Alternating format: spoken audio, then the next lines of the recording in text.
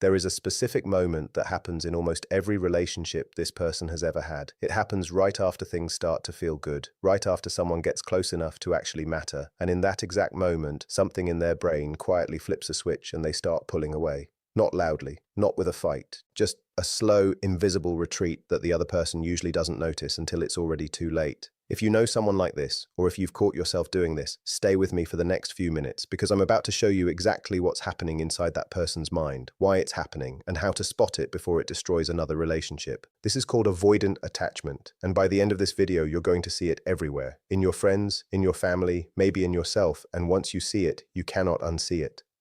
Let me tell you about a man I'll call Daniel. Not his real name, but a real pattern, one that shows up so often it might as well have a name of its own. Daniel is 34, successful, funny in a group, the guy everyone likes, and in the last 12 years, he has ended 5 relationships, every single one within a few months of the other person saying, "I love you," for the first time. Every time he had a reason. She was too clingy. He wasn't ready. The timing was off. The spark faded. 5 different women, 5 different circumstances, and yet the exact same trigger point, almost to the week. If you laid all 5 relationships on a timeline, they'd look like 5 identical waves, rising, and then crashing at almost the exact same distance from shore. Daniel doesn't see the pattern. He's never seen it, because from inside his own mind, each relationship felt like a completely separate story with its own completely separate ending. That's the trap. The pattern is invisible from the inside. It only becomes visible once you understand the mechanism driving it, which is exactly what we're about to build together, piece by piece, over the next few minutes. Let's start with a question. Have you ever met someone who seems completely fine on the outside, calm, independent, put together, but the second things get emotionally real, they vanish, not physically, emotionally. They go quiet, they get busy, they suddenly need space, and they can't even tell you why. That's not coldness, that's not arrogance. That is a nervous system doing exactly what it was trained to do a long time ago. Here's the first thing you need to understand. Nobody is born avoidant. This is not a personality trait like being an introvert or liking spicy food. This is a learned survival strategy, and it was learned early, usually before the person could even form full memories of it. Picture a small child, maybe 2 or 3 years old. This child cries because they're scared or hurt, or they just need someone, and instead of getting comfort, they get ignored. Or worse, they get told to stop crying. They get punished for having needs, not once, over and over on a loop until the child's brain learns a very simple lesson. Nobody is coming. And here's the part most people miss. That lesson doesn't just teach the child to expect less from others. It teaches the child to actively suppress their own needs, because expressing them was proven, again and again, to be pointless or even dangerous. So the child adapts. They stop reaching out. They start meeting their own needs. They become fiercely, unnaturally self-sufficient for their age, and everyone around them praises it. Wow, they're so independent. They never cry. They're such an easy kid. Nobody realizes they're praising a wound. That child grows up. And that coping mechanism doesn't disappear. It just gets a promotion. It becomes the operating system for every relationship they'll ever have. Here's something researchers have found that most people find surprising. This pattern isn't always the result of dramatic, obvious neglect. Sometimes it's not a cruel household at all. Sometimes it's a perfectly nice family where the parents were simply distracted, working long hours, dealing with their own stress. Not cruel, just unavailable, again and again, in ways too small and too frequent for anyone to name at the time. A child doesn't need abuse to learn that needing someone is pointless. All it takes is enough small moments where the reach for connection was met with silence or distraction or a rushed, "not now." The brain doesn't grade on intention, it grades on pattern. And if the pattern says reaching out doesn't work, the brain will believe that pattern, whether the parents meant to teach it or not. So here's your first sign, and I want you to really sit with this one. If someone was emotionally neglected as a child, taught directly or indirectly that their feelings were an inconvenience, they will grow into an adult who feels physically unsafe being emotionally vulnerable with another person. Not uncomfortable, unsafe. Their body registers closeness the way your body registers standing near a cliff edge. Now here's where it gets interesting, because this next part explains almost everything else you're about to hear. When you train a brain to believe that needing someone is dangerous, that brain doesn't just avoid asking for help. It starts avoiding feeling anything that might lead to asking for help. It starts shutting the emotions down at the source. This is sign number 2, chronic emotional suppression. Not just hiding feelings from other people, hiding feelings from themselves. You'll notice this person rarely says, "I feel hurt," or "I feel scared." Instead, they say things like, "I'm fine," or "It's not a big deal," or "I don't really get emotional about things." And they're not lying to you. They genuinely believe it because they've spent years disconnecting from the signal before it even reaches conscious awareness. Think of it like a smoke detector that's been unplugged. The fire is still there. The danger is still real. but the alarm never goes off, so nobody, including the person themselves, ever knows there's a problem until the whole house is already burning. This is why avoidant people can seem eerily calm during moments that would break most people. A breakup, a death, a massive life failure, and everyone around them says, wow, they're handling this so well. What's actually happening is the alarm system was disconnected years ago. The pain is still there. It's just buried somewhere they can't access it, which, by the way, is exactly why it tends to leak out sideways, as irritability, as exhaustion, as sudden anger over something completely unrelated. Think about how strange that actually is if you stop and look at it. A person can lose a parent or go through a devastating breakup and describe it in the same flat tone they'd use to describe a delayed flight, not because they don't care, because somewhere along the way, the part of them that would normally process that pain out loud got trained to stay quiet, so the grief doesn't disappear. It just goes underground, and it starts showing up in places that seem to have nothing to do with it, snapping at a coworker over something trivial, feeling inexplicably drained for weeks with no clear cause, getting strangely irritated when someone else cries in front of them, because watching someone else's open emotion is uncomfortably close to something they buried in themselves a long time ago. Now stay with me, because here's where we go from understanding this person to being able to spot them in real time, in a conversation, in a relationship, before you get hurt by it. Sign number 3. Watch how they handle emotional intimacy specifically, not physical intimacy. Emotional intimacy is different. Physical closeness can actually feel safe to an avoidant person because it doesn't require vulnerability. Talking about feelings does. So notice this pattern. Every time a conversation starts drifting towards something real, something like, how did that make you feel? Or what are you actually afraid of? The avoidant person will do one of 3 things. They'll change the subject, they'll make a joke, or they'll suddenly need to go do something else, right now, immediately. It's almost like clockwork. And if you call them out on it, they'll usually deny it completely because remember, they can't see it either. To them, it doesn't feel like avoidance. It feels like the conversation just naturally moved on, or they just remembered they had something to do, or the topic just wasn't that interesting to begin with. This is one of the most painful parts of loving someone with this pattern, because it's not personal, but it feels deeply personal.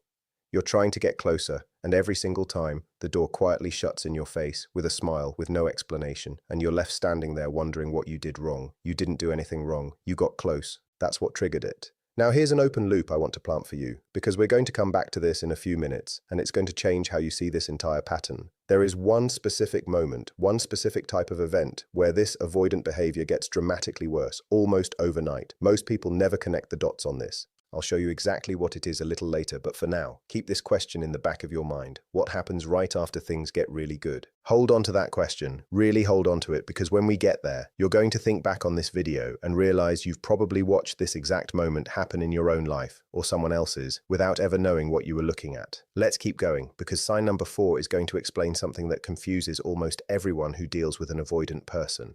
Boundaries. Extreme, rigid, sometimes bizarre boundaries. Now, healthy boundaries are good. I need you to hear that clearly before I continue, because I'm not talking about someone who simply knows their limits. I'm talking about someone who builds walls so high and so specific that intimacy becomes almost mathematically impossible. This might look like never introducing partners to family, refusing to discuss anything from before a certain age, getting visibly uncomfortable if someone asks a question that feels too personal, even if it's a completely normal question, needing a strict, non-negotiable amount of alone time, and treating any request to spend more time together as a threat rather than a compliment. Here's the psychology behind it. A boundary, to most people, is a fence that says, this is my space, respect it. To an avoidant person, a boundary is a moat. It's not there to create healthy structure. It's there to keep the drawbridge up so nobody can get close enough to eventually leave, or worse, close enough to actually need something real from them. Because remember the origin story here. Somewhere along the way, needing someone got punished. So the safest strategy isn't set healthy limits. The safest strategy is prevent the relationship from ever reaching a depth where real need could occur in either direction. You can actually see this play out in something as small as how someone responds to a simple, caring question. Ask a securely attached person, hey, is everything okay? You seem off today. And they'll usually answer honestly, even if the honest answer is, I don't really want to talk about it right now. Ask an avoidant person the same question and watch what happens. There's a flicker, a half-second pause, almost like a system checking for threats, and then out comes some version of, I'm fine, just tired, delivered a little too quickly, a little too smoothly, like a door closing before you even finish knocking. It's not a lie in the way we normally think of lying. It's a reflex. The question registered as an attempt to get closer, and the closing door fired automatically, faster than conscious thought. This brings us to sign number 5, and this one is subtle, but once you see it, you'll notice it in almost every relationship this person has ever had. Shallow relationships, not few relationships. Shallow ones. An avoidant person can have dozens of friends, an active social calendar, even a long dating history, and still have almost no one who actually knows them. This is one of the most misunderstood parts of this attachment style because from the outside, this person looks socially successful, popular even, nobody suspects a thing. But look closer. Ask their friends what this person is actually afraid of. Ask their partner what their childhood was really like. The hard parts, not the highlight reel. You'll get vague answers, surface level answers. Oh, they don't really talk about that. I don't think they like going deep into that stuff. They've built an entire social life on a foundation of controlled distance. Every relationship gets exactly enough depth to function and not 1 inch more. It's like a house with beautiful rooms that all connect to hallways, but none of the doors actually open. And here's the cruel irony. The people around them often feel closer to them than they actually are, because avoidant people can be incredibly charming, funny, engaging, even generous. They're just doing all of that from a safe distance, closeness without vulnerability, connection without exposure. You can even see this reflected in how they talk about relationships that ended. Ask an avoidant person about a significant ex, someone they were with for years, and often you'll get a strangely short answer. It just didn't work out. We wanted different things. It wasn't that deep, honestly.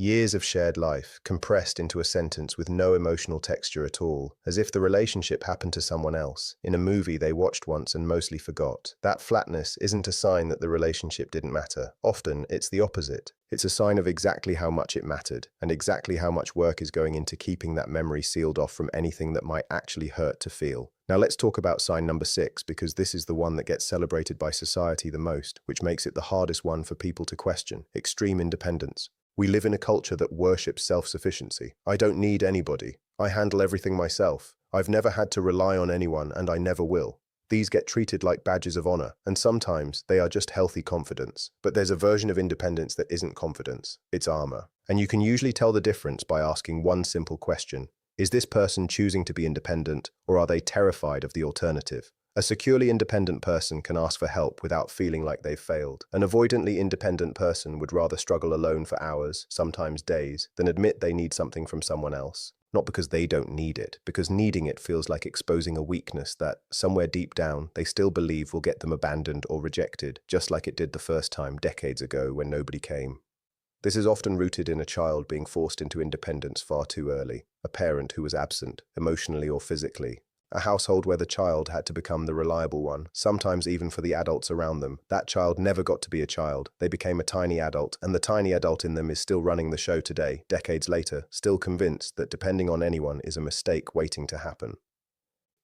You'll sometimes hear this person say something like, "I've just always been like this," or "I've never really needed people the way other people do," and they'll say it with a strange kind of pride, almost like it's an achievement rather than an adaptation. And in a way, it was an achievement. For a child with no other option, learning to survive without depending on anyone is genuinely impressive. The problem is that the achievement outlived its usefulness. The adult in front of you doesn't need to survive alone anymore. But the part of their brain running the operation never got the memo that the danger passed.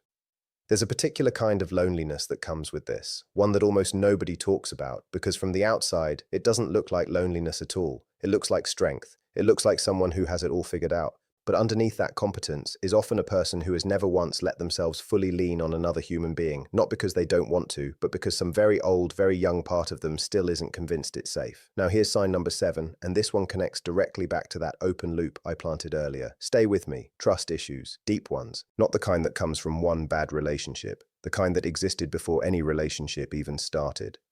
If a child's core needs weren't reliably met early in life, that child develops something psychologists call an internal working model, basically a mental blueprint for what relationships are supposed to look like. And if the blueprint says, people are unreliable, people leave, people don't actually show up when it matters, that blueprint doesn't just fade away in adulthood, it becomes the lens through which every single relationship gets interpreted. So even when someone is being fully reliable, fully present, fully trustworthy, the avoidant person's brain is still scanning for the moment it's all going to fall apart. And here's the twist nobody talks about. Sometimes to end the unbearable tension of waiting for abandonment, they will unconsciously create the very abandonment they're afraid of. They'll pull away first. They'll sabotage the relationship right when it's going well, because waiting to be left feels far worse than being the one who leaves. And this is exactly the moment I told you to remember earlier. What happens right after things get really good? This is it. This is the trigger. Intimacy increasing past a certain threshold doesn't feel like safety to this person.